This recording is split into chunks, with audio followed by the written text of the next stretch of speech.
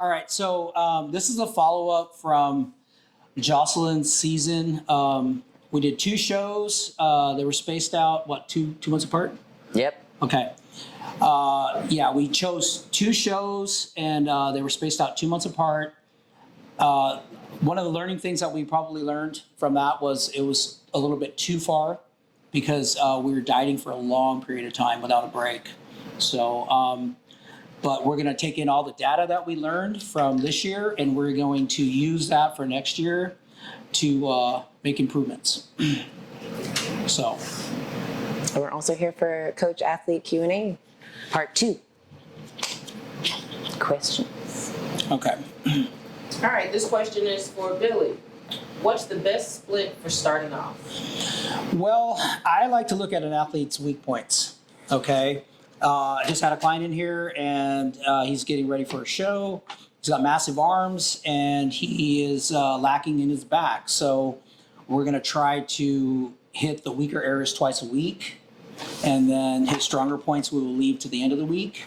So the weaker points we'll probably do twice a week, and then the weaker points once a week. So depending on the athlete themselves would be, your question basically being answered would be depending on how you look aesthetically, and then what category you're going to compete at. Okay, the next question is, can you explain the difference in the creatine? Yes. So there's the monohydrate and then the HCI. And one, there's 2 theories behind it. The way I like to view it is if a person is already thin, I like to use the monohydrate because it tends to have a little bit more water retention. Not necessarily for every person, but it does, women especially. And so I would put you on the monohydrate. And then if you are a person who is a little bit heavier and is trying to lean down, I would use the HCI because that's less water retention. And that seems to be a little bit easier on the stomach for most people. And then the loading phase is basically been debunked by almost every person out there. All it does is creatine is 5 grams a day. A lot of the pros like to use 10. You get a level in your system, you keep it there. And if you miss here and there, then it does the same thing with your repair and recovery and the muscle that it actually feeds. So yeah, I would have to say that depending on what kind of person you are and what body type you are, you're going to take either or. Okay. Jocelyn, do you have a preference? I guess not. I mean, we just started me on 2 times a day for creatine. I honestly don't feel a difference, but I also am consistent with it. So I think if anything, maybe I feel stronger. My recovery is a lot quicker, but The workouts are better. With her, we used the HCI, the less water retention during the prep, and then off season, monohydrate. Yep. And what do you feel was a weak point for you as an athlete and or coach this season? I'll go first. I think it was just that gap in between. Like the first prep was great. Like I beat my last year's physique, my first show's physique, I think like a month or 2 before we even hit the stage. So it was just like, okay, let's just keep coasting. Let's go, let's push. And then we kept going. And then I just hit a point where I was just overly exhausted. And I think my mind checked out before my body did. And then because my mind checked out, then my body started reacting. Then I started to feel more full. And I looked fuller, but not in the best way. And I think when I got my feedback right after, it was more on the posing side. It wasn't even that my physique was off, but I felt my physique was off. So I would say it was the mentality thing and the length. I think viewing both photographs from like the night show, there was improvements in some areas and there was some weaknesses in others that we didn't have on the first show. We did manipulate the posing a little bit, and I think we could have kept a little bit better track of it because we're trying to bring up one area, but then it made the other area look bad, and we didn't notice it until actually she got on stage. And I think the gap was too big because you have a peak, and then you have to hold that peak to the next show. And normally doing that, it's within 2 to 4 weeks max. Anything more than that, and you start to, it's a mental grind from there, and your body's fatigued. So. What do you feel was a strength I don't know. That's a good question. Like, what's your strong area in this bodybuilding? I would say, I mean, based on from very, very first prep to this prep, I would say mentality wise, like I knew once my mind started going a certain way, I knew how to be like, nope, let's hold on, let's go back. And I knew how to go through those processes.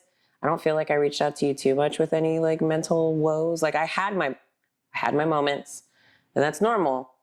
And I think that was probably one of my strengths this time around. But I think it got to me after a certain point where it was harder for me because I hit that wall where he was like, oh, you know, you have to hold that peak. And I hit that at 4 weeks. Like literally I hit 4 weeks, I was just like, and that's where it just ended. I think that her good traits are her mental mindset, her determination, her heart. Like she's determined to get to where she wants to go, no matter what it takes. I didn't see too many weak points. You have to, go through the ups and downs in life along, with raising your kid and your job, and we still have to work to get paid, and it's a financial, grind too as well. So I think she handled all those well. I think she started the race, she finished the race, I think she did very well, and I think we placed as high as we thought we could. I think it was a matter within a point or two between her and the top girl. Next year, we'll kick her ass. Sorry. Bring it on. That's what's going to happen. Right. Okay.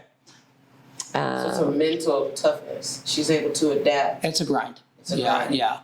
And a lot of people think that I got this. Wait till you go to 0 carbs for a while, and then we'll see what you got. Because I think we were on 0 carbs for, I guess in total, 4 months. Yeah. I think what it is what I've seen is a lot of athletes, they post all their stuff on their Instagram, like, oh, look at me, I'm training hard, I'm getting bigger and bigger, and you're sure, you're eating a lot of food, you feel good, and you're gaining a lot of muscle tissue, but you're also gaining a lot of fat tissue, and then you get to a certain point where you look at these athletes are stepping on stage at 128, 130, but now you're 160. So what's going to happen? These pros are light, and you're 160, so you're not going to go on stage at 160. If I see dimples on your legs and your butt and your arms, obviously you're going to lose those dimples, and that's going to take a long time. So my thing would be like in the off season, don't get overly big. When you see your body fat getting too high, all you're doing is compromising your time for next year or the next cut. When I hear bulk cut, all this bullshit, look, focus on what you look like in the mirror in the off season. Don't get too big. You can build muscle without being fat, period. Okay, you don't need to be fat. That's all. So I think kind of just to piggyback on that, because I was with a separate team beginning of this year, and I think we started, in March? End of February, March, I think? Yeah. Something like that. I was like 161. I think show day I was 130, 135. So that just goes to show it also helps when you have a coach that, one, knows what they're doing and is on top of you and keeps you accountable. Yes, obviously the mental toughness for me is a strength, but also having that support system is something that will also help you get further in the sport and not just do a show and then give up. Right. So yeah, and one other thing on that is if you have the tools to track your muscle tissue, to follow back up on what she said, at 161, her muscle was lower than she was at 130. When she was 130, her muscle was the highest. So what does that tell you? Like, you don't have to get all this extra weight on you to have more muscle tissue. Just because you're training heavy and you're doing all these things, and like I said, you're eating a lot of food, it's easy. Strip the food away and you want to maintain that muscle and you don't have any energy. That's what's going to separate the first place between the 5th place. Okay, so. What do you think is the hardest thing when prepping for a show? From a coach standpoint and from an athlete standpoint? I'd say for me, because I have a toddler, it's watching her eat all the delicious foods. Like, food isn't a big thing, but obviously when you take it away, you want it more. So I would say the hardest thing, which now I'm used to, it's not that hard, But I think at first it was just like watching her eat those little pizza bites or watching her eat mac and cheese, spaghetti, like things I don't normally like crave. Right. You know, it's just like, I can't have it. It's like you want what you can't have. So I would say that. And then all of a sudden I start to get weird cravings. Like I don't really crave candy. I don't really crave sweets. I'm a savory person. Like I love chips, still love chips. But I would say once I know I'm deep into prep when I start craving the sweet stuff. Yeah. So I think it's food prep, like food prepping, like being consistent on having your meals ready for the next day. Now substituting foods that you have, the grocery shopping, the washing the bowls, the dishes. People don't realize you do that shit for 3 months. And on the other side of that, like she was saying, like when you can start to smell food from the restaurant across the street, Yeah. and you're like, oh, that's hot dogs. Oh, that's pizza. And you know you're hungry. Yeah. And so I did get some satisfaction out of making like, you know, my wife or my son, like food that I couldn't have. And that would kind of give me the satisfaction of like, okay, I can make it for you. I'm just gonna eat my shit and you're gonna have a hamburger. So I think definitely that, and just doing what you're told. Like if a coach tells you, you know, to go run a mile, go run the mile. If he tells you to have 6 eggs, have 6 eggs. Don't substitute. I'm gonna run a half mile. I'm gonna do this. Do what he asks you to do, and then you will get what you're looking for out of it, and he can visually see that you're making progress. So, Do you think people think that bodybuilders are unapproachable? Yes. agreed. Yes. Because when we're in the gym, we're in this grind mentality that we kind of Tunnel vision. blockers on. Yeah, it's tunnel vision. Or it's because you're grumpy, because you haven't eaten and you're waiting on that next meal. So are we're talking in prep or out of prep? Because I think it's both. I think in prep, much more unapproachable, obviously, because you have that tunnel vision, you're on the grind, you're in your head, you're just counting down the days, counting down the reps, whatever it is. Yes, absolutely. You got the death face, you know, people are like, oh, she looks tired, she looks... Last 2 weeks. Mm-hmm. Yeah. Stay away. Like, just let them do their thing. They're going through it. And then I think even in off season, I think it's a little easier because I've been approached a couple times, but I still get those looks of like, oh, like what's going on over here? So I think yes, but only because people aren't used to seeing muscles on a regular basis. But Okay. My thing is because I'm from an old generation, when somebody's training, I just feel like you shouldn't be approaching them anyways, especially if they're in their sets or they have their headphones on, or if they're squatting heavy or whatever they're doing. Don't distract them. Have some courtesy. You know, once again, I think that the gym ethics these days are very poor for most people. Are you on that? Yeah, I'm on that, but I'm on my phone at the same time, and you're on there 30 minutes later. You know, so I think that, you know, sometimes you should be more thoughtful of the other person. And then I also think if you are a muscular person, you are kind of unapproachable because they look at you like as a threat, like, or I'm just a normal person and you look like this, and they think that you're mean or you're a jackass. You can be, but I just also think that most of us, once your perception of somebody and you make this first pass judgment of like, yeah, I don't like that guy. But honestly, you talk to them for a little bit and they're like, oh, this guy's cool. So it's just a matter of the way you perceive them at first and how angry they look basically when they're training and stuff like that. But I also think that you should be considerate of them. No, I get it. We're all humans, you know, Right. and I think that everybody has the same problems in the sense of we go through shit. So you don't know what kind of day the person's having. Yeah. You were super approachable when I met you at the gym. You're super nice. Yeah. Oh, you're always super Yeah. nice. And you- I've never seen you have a bad day. And you basically, I know you have them, but I've never seen it. Well, because you knew what you were talking about as well, because I could tell just from the verbiage that was coming out was that you've been around this for a little while. And what's annoying is when you have somebody, I think I just did a video on it, where you got somebody who's telling you what to do and they're like 18 years old and, oh, you should do this and you should, and you're like, dude, like you're 18 and I'm like 50. I've got like 30 years and you got like a year. Yeah. Or if you ask If somebody, that. how long you been training? I've been training my whole life, but you're only 16. You know what? So, I mean, so how much experience do you really have? So I think experience comes with knowledge, and I think if you're gonna push techniques and things that you should do while you're actually weightlifting or dieting, that you should have some background in it. Okay, so I mean, I don't want to be operated on by somebody who doesn't have a doctorate, right? There you go. So Agreed. Next question. Are females or males more unapproachable in the gym? I'll give that to you. well, I can tell you from a coaching point of view, I think females are much easier to coach. Okay, and males are hard-headed, stubborn. But are weak. females unapproachable? I'm a different person. I'm a butterfly, so I can approach pretty much anybody and have a conversation if you're a doctor, a lawyer, or a gym rat. So if you weren't you. I think, right? I just think that probably males. Yeah, because they think they're so macho. Yeah, and they're not. Ego. Yes, it's ego. Yeah. I would say females, only for the generation of today, because of all the females be like, oh, I have a boyfriend, or oh, I have this, oh, I have that. Like, I feel like some females, and not all, but I feel like a good portion of the generation behind me is like that.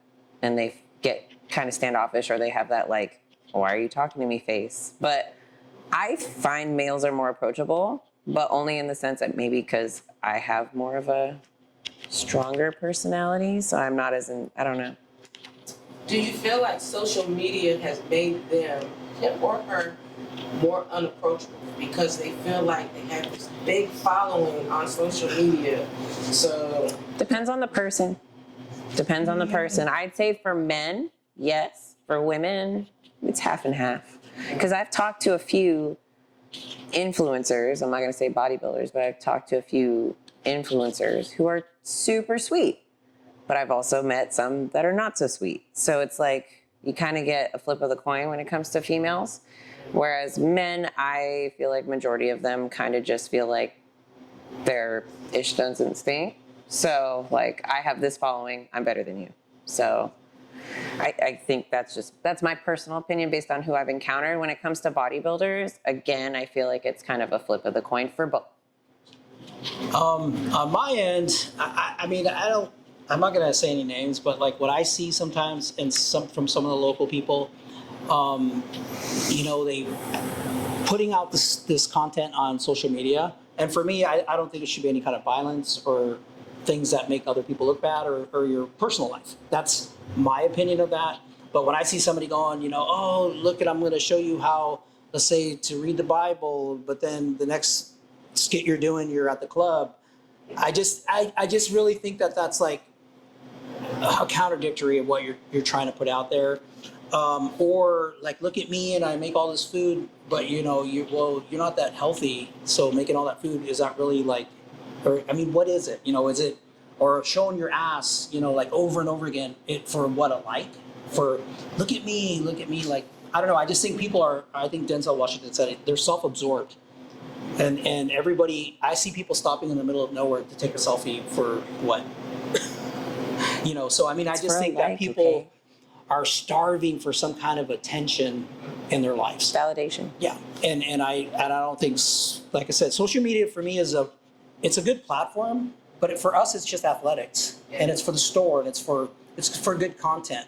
It's not to see, some fighting in the parking lot. I think for us, it's also for the community, because obviously when you go to these shows, you meet people that don't live around here. So, but you want to, like, let's say you talk backstage, or like you want to keep in touch with them. So it's a good way to connect with people and stay and see what's their progress. Are they still going? Like, what's going on in their life? Like we met Kristen, who lives out here. And so, I also feel like you see things in real time, which is great. Like sometimes when we were competing years ago, we didn't see stuff for a month. You know what I mean?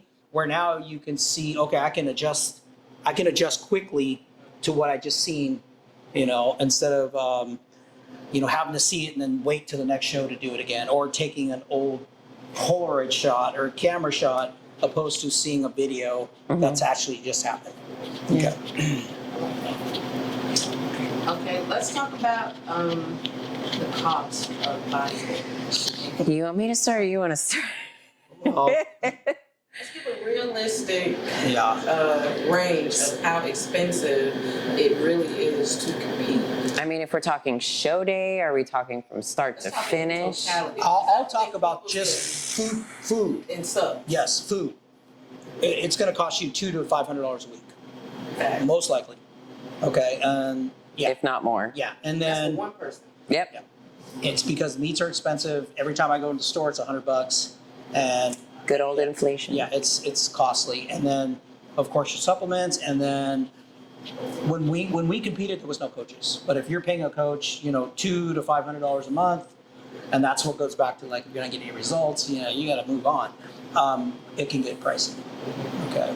And then obviously, well, for men, I'd say it's cheaper in the sense of actual show day because they don't have to have a $800, $600 suit, $1,200, whatever the case may be. Right.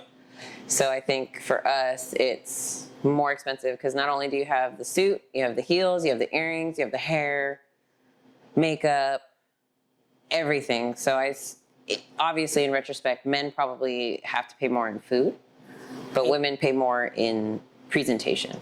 I'll give you from a coaching point of view, because we take our athletes all the way to the show.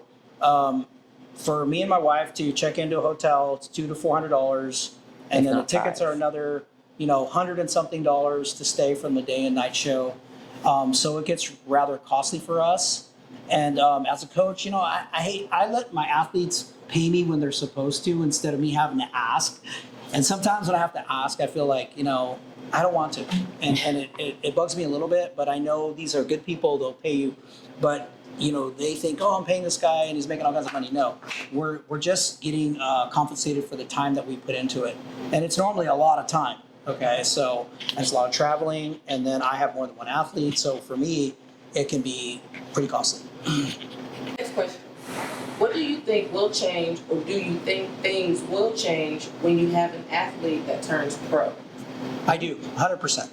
I think if you have a physique that can go on to the next level, let's say you're a small bodybuilder and you become a pro, but 212 class is so far away from you, you're probably not going to make it. Or you get the status and you get sidetracked, or you have things happen. I think it's more the status than anything. And then also too, there's a lot of pros out there after a couple shows. Are you now going to be a low-level pro where you're just placing top 12 and 15 and you're going to continue on the rest of your life? No. Or do you have a physique to go farther? Okay, that's all. But I do, and I also think the attention is going to change for you, and you're going to have to be able to have the spouse or the wife that's going to be able to handle that attention and be able to adapt to people coming at you. So, Do you think from a coach's perspective it'll change for you? Like now that you have a pro under your belt. I just will feel proud for them, and that's all. I mean, for me, I don't have my pro card, but I have so much experience in the field. I consider myself a pro after 30 years, opposed to a guy who competed 6 times and got his pro card. Like, you hired somebody to help you. I worked my way from the bottom to the top of just coaching people. And once again, I'm going to go back to this theory.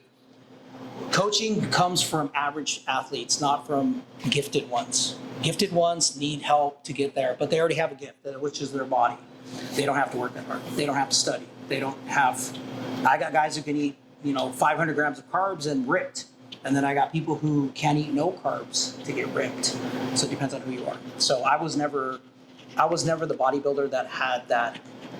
I never had the genetics. I just worked hard. And I just did a lot of shows. So when I become pro, how are you going to feel? I am going to be on a natural high, I think. Yeah, and I believe if any of our people that are on our team right now, she has the ability, along with Maria, and because Maria is now the master's class and she doesn't have a lot of wear and tear on her, I think she can place and win. Jocelyn, she's younger. She already has the body for it. I think she can compete at a high level. Maria, once she gets her pro card, she'll probably just compete just to compete. She can go farther if she wants to, or she can use that status to progress her business and do things that she wants to in life. And she'll always have the status. Once you get the status, you got it. Yeah. For me, it's From not. an athlete standpoint, Do you feel like the relationship will change between coach and athlete? No. You're not like one of those jump ship Throwing my earrings over here. from your coach because you turned pro. No, I would say no. Yeah. I would say no in the retrospect of why would you give up on someone that literally got you there, that helped you there? If anything, it would be more of an appreciation. And he and I already have an understanding and a great relationship. So why tarnish something when it's already there? Like starting over and getting another coach, trying to figure out how your communication levels are going to work, and then trying to figure out how they're going to take you to the next level when you already have someone that took you to the next level first. Just keep going with someone that got you there to begin with. And I've been through a handful of coaches, but I've never had someone get me to the point I needed to so quickly and then surpass that even further. So why not stick with someone that beat what you couldn't even imagine or fathom that someone could get you to? So no. So, but he'll take me to the big show. That's where we're going. I agree. And I also want to follow up on that, a quick thing. I seen a boxer, he got a promoter. The promoter's all, for me to take you on and promote you, you got to get rid of your coach and go to a different coach. And you know what the guy said? Bye. Because once again, he came this far with this person, and I can see adding advice, and I'm open to other ideas. And a good coach will always be open to other ideas. Okay, and you take that knowledge and you use it for the best of your ability. So you can't be closed-minded. That's all. I don't know. What do you feel the importance of a team and camaraderie is in this sport? I think, again, it goes back to that mentality thing of if you're not mentally tough and if you don't have that capability of checking yourself when your mind starts to spiral into the wrong direction, you reach out to your coach. What if your coach isn't getting back to you soon? Then you want to reach out to your teammate. You want to reach out to someone. We had, Ben had his first show, which was my first show of the year.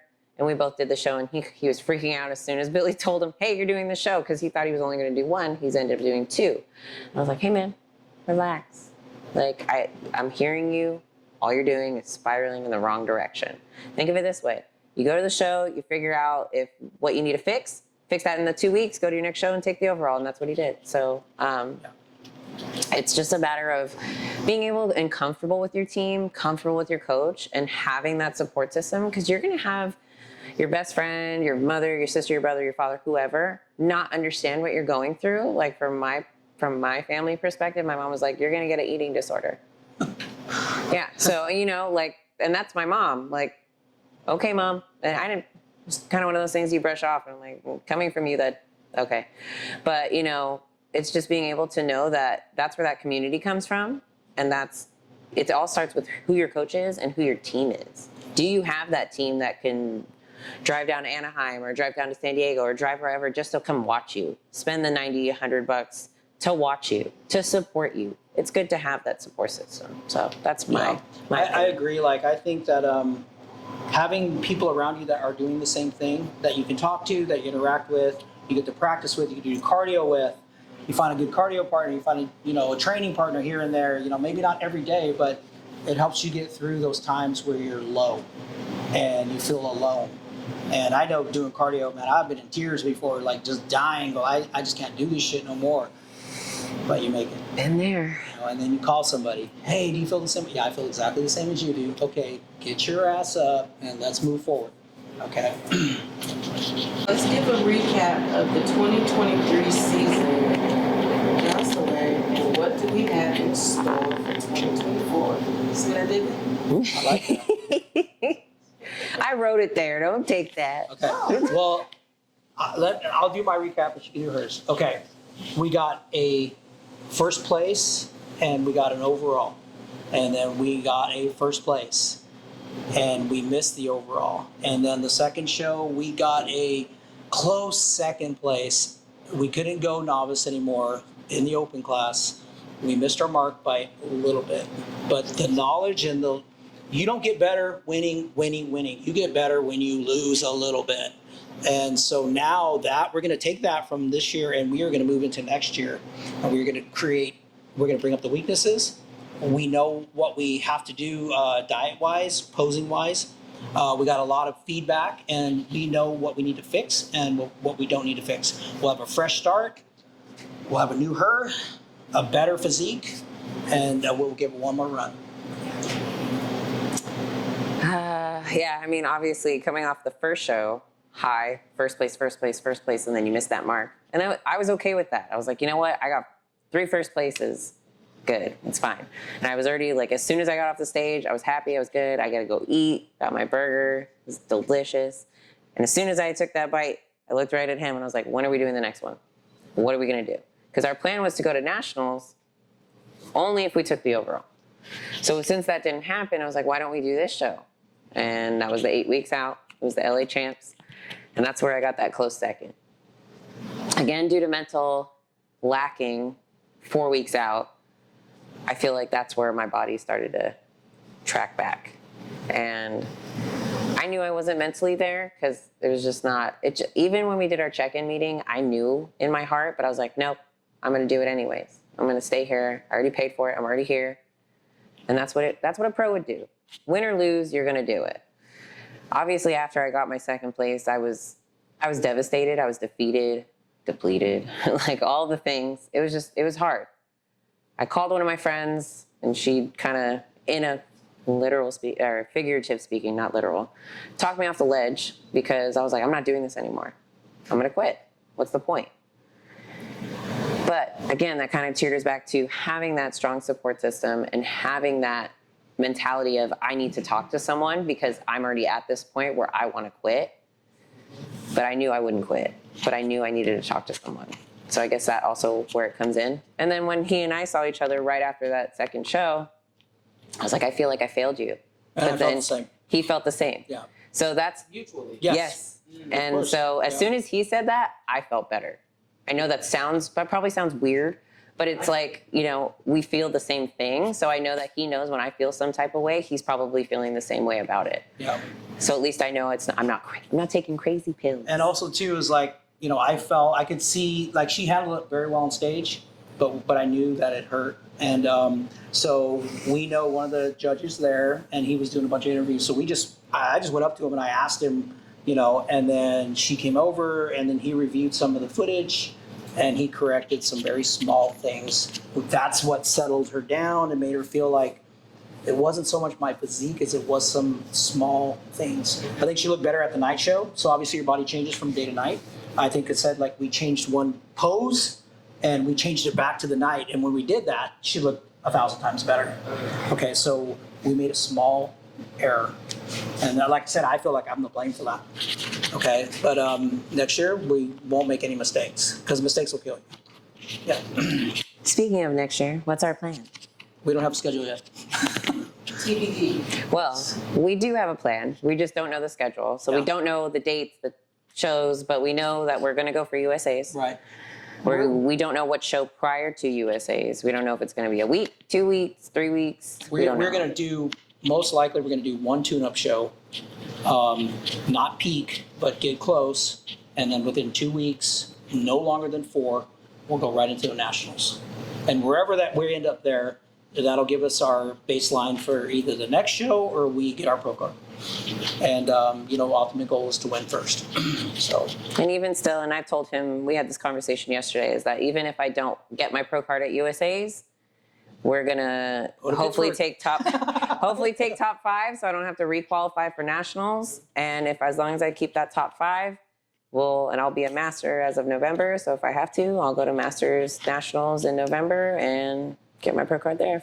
Yeah, I believe, we'll try even masters or open, either one. We're gonna attempt whatever works best for us and what's best for her. Yeah. So. Because for me, it's not just about status. I want to go to the big show. So that's my short term pro card, long term the big show. Yep. Boom. Yeah. And then like Mike Tyson. Go from there. No biting people's ear off. Yeah. That's all I got. Well, those are all of the questions that we have that were submitted prior to the interview. If you all have a end statement or just a recap, we'll close this session out. You recapped already. I have a question. Oh. Because I want you. Lily, why do you train Jay? Jay, why do you continue to train with Billy? Like I said, I see people and I believe in them, and I see people who work hard, and then it impresses me on how they're driven. And then obviously I've trained a lot of athletes and they just don't have the drive, or they are just so like not resentful, but combative with you. And I believe that you have to find somebody who you click with. I'm a very understanding person. You can come to me and tell me anything. I'm very unjudgmental. But when we have a format and a layout, we expect to get that done. Everything I asked her to do, she did. And so that's why I take the blame of the posing part where we switched one side to another to bring the glute up, but it made the abs look worse, switched it back, and it changed it right back to normal. These are mistakes that I made. And so I'll say like, hey, I fucked up, excuse my French. But so you want to work with a person that you can actually talk to, you can become friends and create the memories for the everlasting life. And most of my athletes, it's a memory, like they'll come back, 10 years later and they don't compete anymore, but they'll always remember like that was the best time of their life. Yeah. I would say for me, just bottom line, I've never had a coach care as much. I've never had a coach be so quick at responding, get on you, hold you accountable, be like, hey, send me a picture of your food. What are you eating right now? Like, just someone that literally does X, Y, and Z, doesn't take your excuses and says, no, just do it. Oh, okay. Not that I'm the type that would be like, oh, can I do this? And yes, have I asked him to do stuff? But like, oh, I don't have it or I can't find it. What else can I get? Like, it's never like oh, can I substitute? It's, hey, I literally can't find this. What can I get instead? So it's never an excuse. It's more like I need an alternative. I have no option. So, but I think also for him, we first met just because of, mutual people that we know. And then I think we just had a random conversation. I was talking about my previous coach and he was just like, it's coming to me. Well, she was coming to the shop and I seen her weight gain. And that's when I started questioning these coaches that make their athletes get too heavy. And I just disagree. If I just don't see the value in putting on 10 pounds of fat and you gain a half pound of muscle. I don't see the value in that because we all know that you have to do a shit ton of cardio to get rid of the fat. So was that really worth the gain? No. And so obviously with me, since I track the muscle tissue and the fat tissue, I can watch a person lose 20 pounds and gain 2 pounds of muscle. And it could be from a normal person to an average person. And they can say, no, it's impossible. No, because I have something that will track it.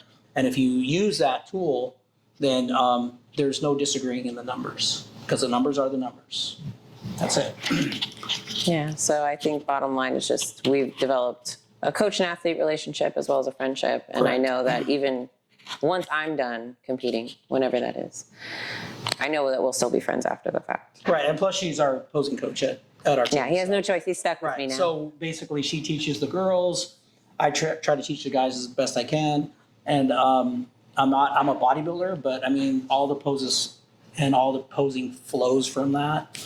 She's a good poser, so she can teach the girls. And we just kind of work as a team now. So it works. So it became a team effort now. It's not even just, I'm just an athlete. I also am a coach on the side. Not like a coach, but a posing coach. So, Right. which But, posing she's is just as still important. a trainer, she still does her, there's levels of coaching, of course, as she gets more experience and she becomes a pro, she'll have that to be able to pass on the knowledge to somebody else. She can take on her own clients and go from there.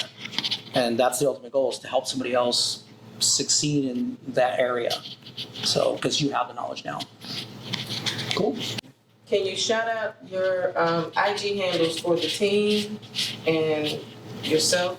Yes. So the followers can follow you. So for me, it's at JPG_89 for Instagram. And for me, it's Billy, the A-Team Elite.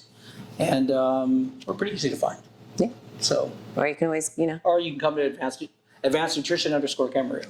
Yeah, come get your supplements, we'll hook you up. Yeah. don't forget to like, subscribe. Yeah, and we can follow your muscle tissue and your measurements. You might not like what you see, but you will once you get the right advice. Yes.